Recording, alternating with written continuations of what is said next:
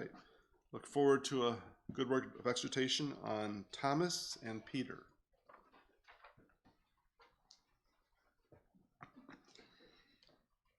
Well, good morning, everyone. I do appreciate the prayers for my health. As for miracles, I think I've had some in my life already, but I do appreciate the thoughts. And I know that God is with me. He's with us all if we ask for his help. So this morning I'm going to talk a little bit about Thomas and Peter. But first I want you to think about the 12 apostles in general. Why were there 12 apostles? And I guess I've pondered this off and on. Jesus was given these 12, and he says that he was given them. In John 17, he talks about how they were all given to him by his Father, and he only lost one, and that was expected, that he lost Judas. This was even before he was crucified, and it wasn't sure what the outcome was going to be with these 12. But he says, I have kept them all, except for the one. So what was the purpose of God giving him these 12? I think it was to train them and teach them and show them what would happen with followers of Jesus, men that were really close to him, what would happen with them. We don't know much about them, really. We know something about some of them. Some we know their former occupations, some were brothers, some we know where they lived, and we know that Jesus loved them all. Even the ones that had a lower profile that we know nothing about. And maybe it was meant to be that way so that we could think about our ecclesial life. And some people in our ecclesia have a lower profile, and there's some that are, big and dynamic, and we know who they are. We know people in other ecclesias because of the way they speak and perform, but there's some we know very little about. And those people Jesus cares for too, just as he cared for some of the apostles that we know nothing about. So that, and maybe you have other reasons why you think, and I'd be interested to hear those, maybe afterwards, why he has 12 apostles that follow him around. But I think the main thing was that he was getting them ready to spread the gospel once he was gone. And I don't think they were aware of that as much as they should have been. And so I'm going to talk about two, Thomas and Peter, that maybe weren't aware of what their charge was. I think they had in mind that they were there to help Jesus with his overthrow of the government, or that he was going to rule. And Thomas and Peter do have something in common that you may have noticed. Let's first look at John 11.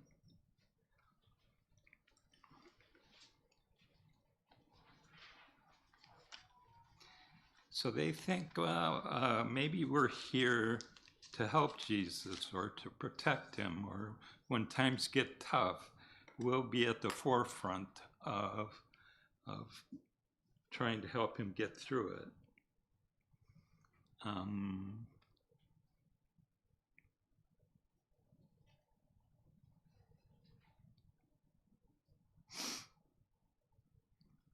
don't think this is the verse I wanted, but let's see.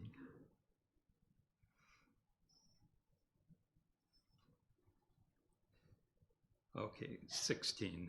I thought it was 17, but it's actually verse 16. This is when Jesus decides he's going to go to Lazarus after he died. It says, Thomas, called the twin, said to his fellow disciples, "Let us also go, that we may die with him." So Thomas makes this statement outright. He's willing to go with Jesus. He knows he's in peril. He knows it's tough, that the Jews are planning to kill him. And he says, let's go. At least he was willing to die with him. And he says, let's all go. Because if he's going to go die, let's go die with him. And then, of course, we know about Peter in Luke 22.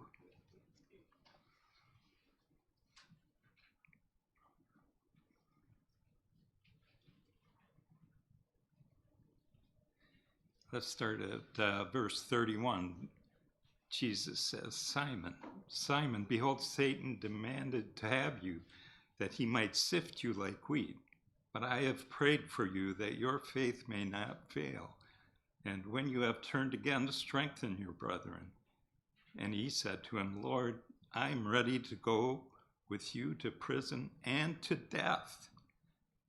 He said, I tell you, Peter, the cock will not crow this day until you 3 times deny that you know me.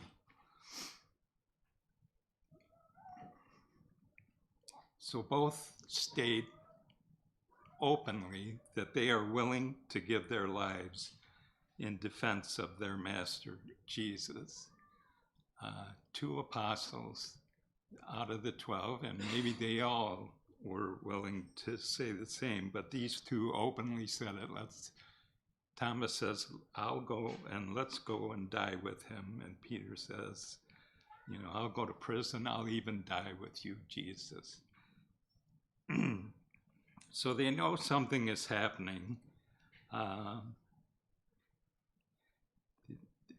think all the apostles believed, and they'd seen evidence of it, that the Jews were out to kill Jesus. They'd seen them ready to stone him. They had picked up stones to stone him at times. And they were aware that something was happening. Obviously, they were not sure quite what was happening, but they were ready to come to his aid. And they apparently weren't aware of their role in the end of Jesus' life. Jesus did not want them to lose their lives for him. He wanted them to be alive to spread the gospel message. He didn't want them to come in defense of him at this time. He wanted something in a much bigger picture. He wanted to protect them, and they saw things differently somehow, although I think they knew they couldn't really do anything without Jesus' help. So Jesus says something interesting in Luke 22. Again, back to Luke 22. He says in verse 35, when I sent you out with no purse or bag or sandals, did you lack anything? They said, nothing. He said to them, but now let him who has a purse take it, and likewise a bag, and let him who has no sword sell his mantle and buy one. For I tell you that this scripture must be fulfilled in me. and he was reckoned with transgressors. For what is written about me has its fulfillment. And they said, Look, Lord, here are 2 swords. And he said to them, It is enough. So that's a strange thing for Jesus to say to them. He says, they say, he's saying essentially, you should, it seems like he's saying, you should buy weapons because that's the time we're coming to. And they say, hey, look, we have 2 swords. Almost like, should we get more? It's kind of a strange thing, but I think that is not Jesus' intent. In fact, I'm sure it isn't. He says it is enough. And when you think about it, how are 2 swords enough? I mean, they would obviously not be enough to fight a battle against what they might be up against. 2 swords, maybe in the hands of Samson or David's mighty men or something. Maybe that's what they were thinking. You know, we'll somehow get super strength or I don't know what, but 2 swords isn't really going to do much. It would be like me saying up here, the end days are going to be violent, so it makes sense to buy guns instead of, other things. And a couple of you out there said, look, I have a gun. And I think that's what Jesus was showing. Maybe the other apostles didn't know that there were 2 swords among them. But if 2 of you out there said, look, I have a gun, I think we'd all be a little bit startled, right? And say that that's really not what we're all about. But now we know, or now the apostles knew that there were 2 swords among them. When they bought them, I don't know. But I think that maybe that was part of Jesus' intent was to reveal that 2 people at least had bought swords, for this end of times. And Jesus says it's enough. It's enough for the purposes of what he's going to demonstrate coming up. As was read by Dan, Thomas says in that reading, we don't know where you're going. How can we know the way? And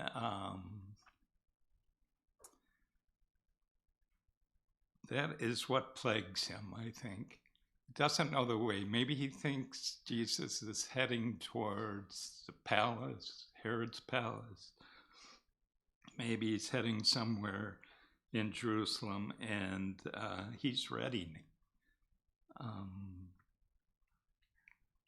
But in John 14, by the end of the chapter, he pretty much explains where he's going. So let's turn there.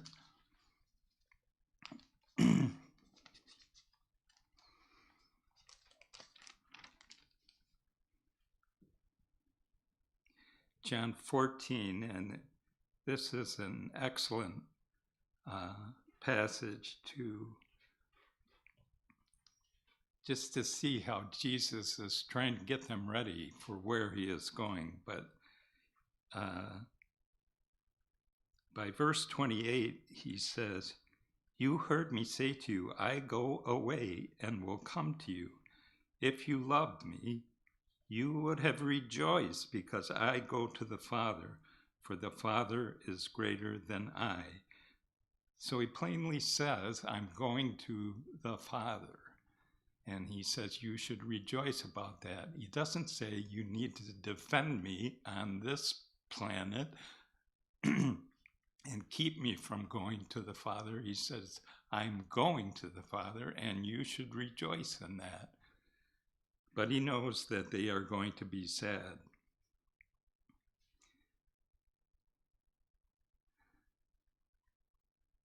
So now these 2 men Well, we know about Peter's defense of Jesus, and we can go over it again, but Jesus told him that he would deny him 3 times by the morning. So they're having this meal in the evening, and he says to Peter says, I'm right by you. I'm right by your side. And he says, no, you're not. You'll deny me 3 times by morning. By morning. And Peter is astounded by this. He's very shocked. He says that this couldn't happen. I mean, look how close I am to you right now. I would never do this, let alone in less like 12 hours or less. Would I deny you 3 times? I can't see it happening. So Jesus heads to the garden, and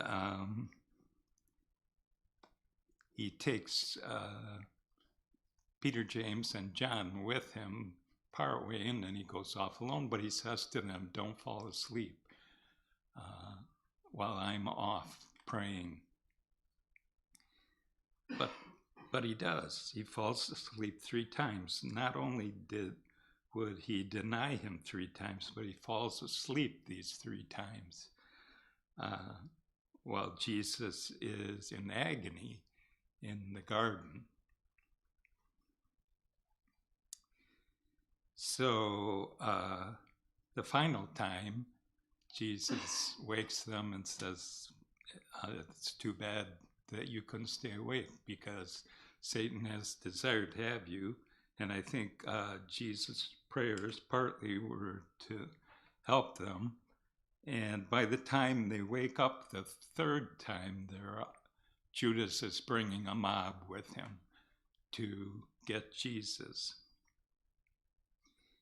And it's almost like Peter, when he wakes again, he said, where's my sword?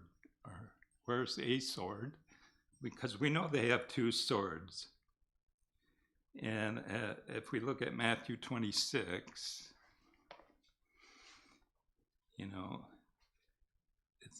it's maybe all these things come rushing in, and you know how you are when you wake up sometimes and you think, something's happening, and I was asleep.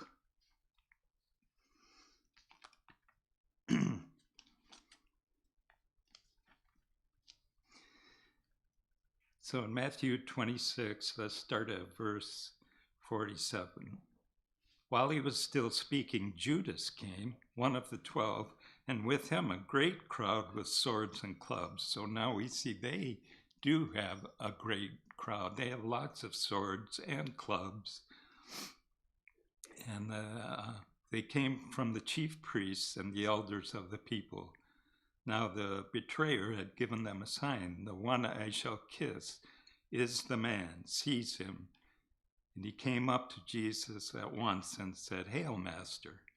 And he kissed him. Jesus said to him, Friend, why are you here? Then they came up and laid hands on Jesus and seized him. And behold, one of those who were with Jesus stretched out his hand, drew his sword, and struck the slave of the high priest, and cut off his ear. Then Jesus said to him, Put your sword back into its place, for all who take the sword will perish by the sword. Do you think that I cannot appeal to my Father, and he will at once send me more than 12 legions of angels?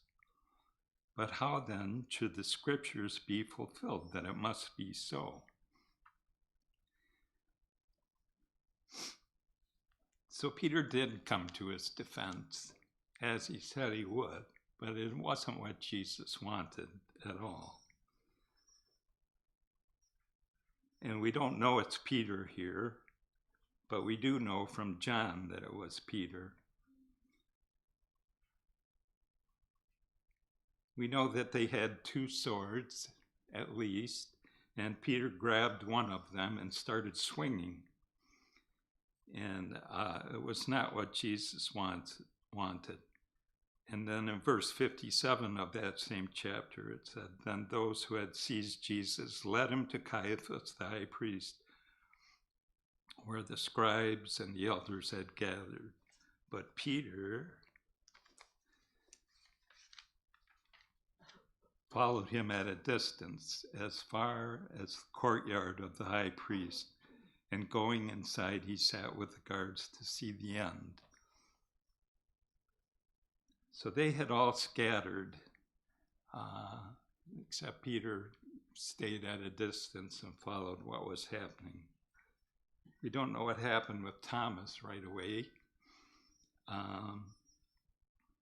but we know that from the John account, Peter was the one that cut off the servant of the high priest's ear. His name was Malchus, and he cut the ear off, and Jesus said, stop, we don't want any of this, and he healed the man's ear, and that's really his whole purpose. Jesus was like, we don't want you killing people, we want you saving people. That's your goal. That's the goal of the 12. We don't want you chopping people up. Even these people that are obviously against me, we want you to save these people. Figure out how to do that. So the disciples scattered. And for 3 days, I doubt the disciples had much sleep at all, trying to figure out what they were going to do, maybe trying to figure out how they're going to get out of the city now that Jesus is gone, and they don't know what to do. Why would they fight now? I mean, they had no reason to, because their master was gone. What are they going to do? Maybe they're going to hide and think, I don't know, we have no purpose anymore. We used to follow our master around, and now we thought he was the one, and apparently he isn't. What are we going to do? They'll be coming for us next, and we have no reason to stand up for anything because Jesus is gone.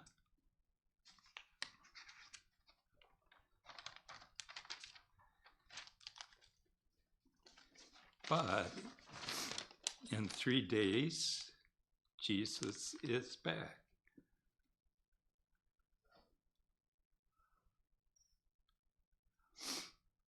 And he starts to reveal himself. Jesus is raised from the dead, and he begins, it seems, with Mary, and then others, and then he appears to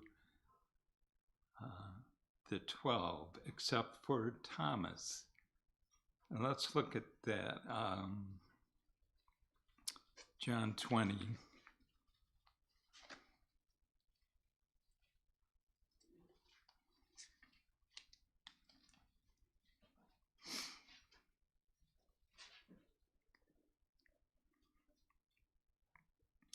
And in verse 24, it says, now Thomas, one of the 12 called the twin, was not with them when Jesus came. So the other disciples told him, we have seen the Lord. But he said to them, unless I see in his hands the print of the nails, and place my finger in the mark of the nails, and place my hand in his side, I will not believe. 8 days later, his disciples were again in the house, and Thomas was with them. The doors were shut, but Jesus came and stood among them and said, peace with you. Then he said to Thomas, put your fingers here and see my hands, and put your hand and place it in my side. Do not be faithless, but believing. Thomas answered him, my Lord and my God. So we know what Peter did. He did deny Jesus 3 times before the cock crowed.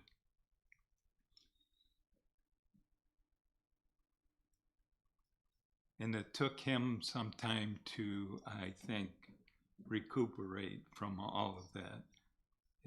It took some time for him to be, for his mind to be cleared of the things that he did. But Thomas also, right? I don't know if he was the one that had the second sword or not, but no one ever used that sword, apparently. And I don't know why Thomas wasn't with the others when Jesus appeared to them, but maybe he was in like deep hiding because he was afraid of what was going to happen. We really aren't told. But when Jesus had told him, when he asked Jesus, we don't know where you're going and we don't know the way there, it was obviously true. He was way off on what he thought was going to happen. And maybe he thought, oh, now we know that we need to be with you and help you on your way. He was way wrong, and now he had to go somewhere and think about it. And I don't know if he did, hide more than the rest, but they did find him and brought him back when they said, Jesus has risen. But he said that weird thing then, unless I touch his hands and see, put my hand in his side, I won't believe. It does indicate one thing, that Thomas was at the crucifixion, right? That he saw what happened to Jesus, because Jesus was dead by the time they pierced his side with the sword or spear. And it must have been a gruesome thing, so bad that it left an imprint in Thomas's mind that he thought, no one can recover from this. This is awful. But to say this, that a man raised from the dead would still have those imprints, it just seems strange. It's like saying, I saw, if the kingdom came and someone said, I saw Brother Trent raised from the dead, and they'd say, how do you know it was him? And they said, it was him. And they said, did he walk around kind of funny? Like, did he have a limp and stuff? And it's like saying that when you're raised from the dead, you would have all the imperfections that you had while you were alive. God raised Jesus from the dead. Do you think he would still have those scars from, his death? Would he have the big gash in his side and the imprints where they not only nailed him, they took him down from the cross? Would he have those things? Jesus said, well, I don't mind showing you those things, but you've still got things to learn. Like, those things will be gone. You won't have the imperfections. Or the man born blind. Think about that. How would you say to him, prove? And that's what they did. Prove to us that you were the man born blind. I can't, because I can see now. But Jesus is somehow willing to show Thomas that he did have those signs if he really wanted to see them, but he shouldn't have.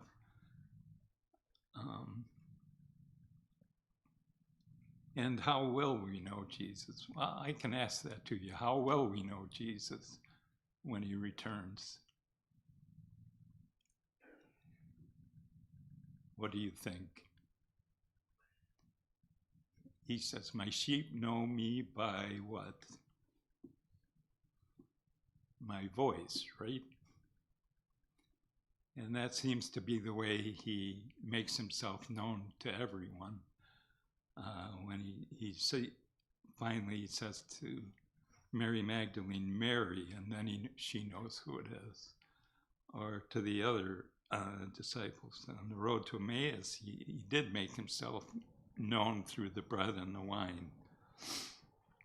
But the sheep know him by his voice. We don't have to see him. In fact, he looked different, apparently, when he was raised from the dead. He didn't have all the marks and things that showed his trials on earth.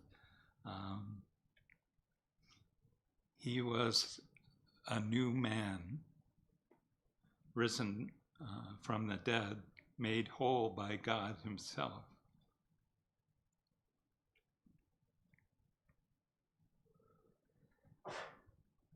But it does show that Thomas must have been at the cross, I think, and that he saw all these things happen to him, and he just couldn't believe that Jesus was alive still. So now let's go to John and the 21st chapter. This is, says some of the apostles went back to Galilee as Jesus told them to. And in verse 2, it says, Simon Peter, Thomas called the twin, Nathanael of Cana in Galilee, the sons of Zebedee, and 2 others of his disciples were together. So that's the ones that are named. And Peter says, I'm going fishing. They said to him, we will go with you. They went out and got into the boat, but that night they caught nothing. So there they were, these 2 men. They at least did do what Jesus said. They went to Galilee, and Jesus said, I will appear to you there. And Thomas, who we don't think of as a fisherman, and we don't know what his occupation was, but he goes out into the boat with them, and he's with them as they catch no fish whatsoever, much like Peter did when he was first called. And then it says, just as day was breaking, Jesus stood on the beach in verse 4. Yet the disciples did not know that it was Jesus. Jesus said to them, children, have you any fish? They answered him, no. He said to them, cast the nets on the right side of the boat, and you will find some. Now you would think that would tip them off right there, that this was Jesus on the shore. But he must have looked different. From what they could see, they couldn't tell that it was Jesus. And so they do it, which is also kind of odd. And they catch a lot of fish, and that's when they figure out it is the Lord, as Peter said in verse 7. So he jumps in the water, goes to shore, and it is Jesus. And it says, but the other disciples came in the boat. And they didn't dare ask him who he was, because they knew who he was. And you can think about that now. Thomas didn't say to him, okay, show me your hands again, just to make sure it's you. Because they knew now that was an embarrassing thing to ask at, something Thomas had to be ashamed of. And now this is the time, of course, when Jesus talks to Peter and says, 3 times, do you love me? And it's kind of humbling for Peter, and I think it was for Thomas as well. These 2 men who said that they would die with Jesus were humbled by their real support, and that Jesus still cared for them. So Jesus says, okay, And I think it was good that Thomas was out in the boat. He says, Jesus says, you have to put all this aside because what I want you to do now is feed my sheep. Put everything aside. That's what your job is now, is to feed my sheep. I think I've prepared you well for this. Now you know that it wasn't your job to defend me, to have an overthrow of the government. In fact, it is Jesus was saying to them, it's me that protected you. Jesus said when they took him away, leave these behind. Just take me. I'm the one you want.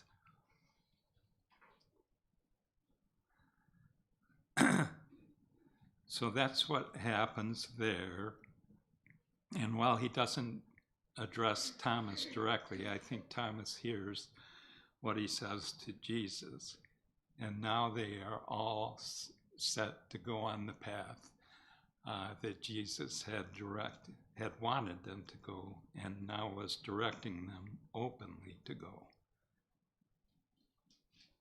Proclaim the gospel. That's what Jesus wanted. So what about us? Can we learn from this? I think, a lot of things we could learn. Sometimes we get in our minds the path that we think we're supposed to take, and it's not the path that Jesus wants. And sometimes it takes serious things. But I would like to tell you young people who are wondering about baptism and stuff, what do you want? Do you want Jesus to show you his hands and his side? I hope not. He says, Jesus says to Thomas, I'm grateful for those who don't have to see and still believe. We have God's word here for anyone.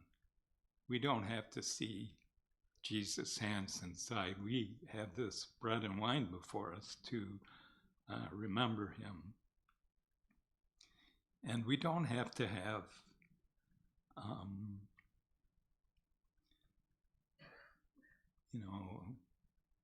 direct,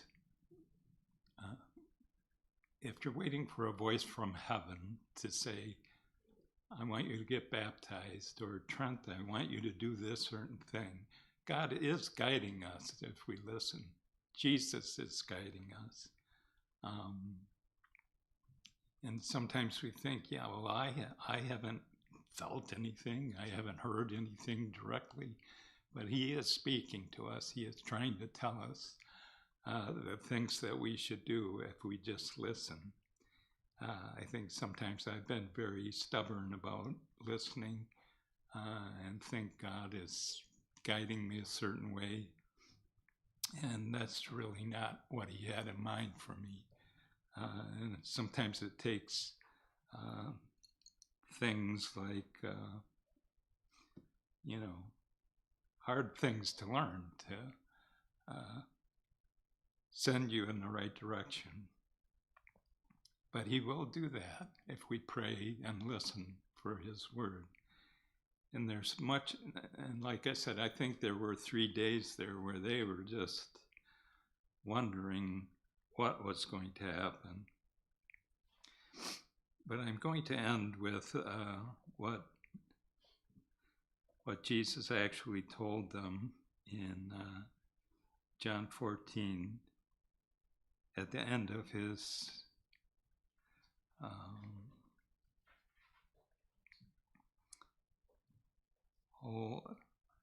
I don't know what you would call it, an exhortation to them, laying open about what was going to happen.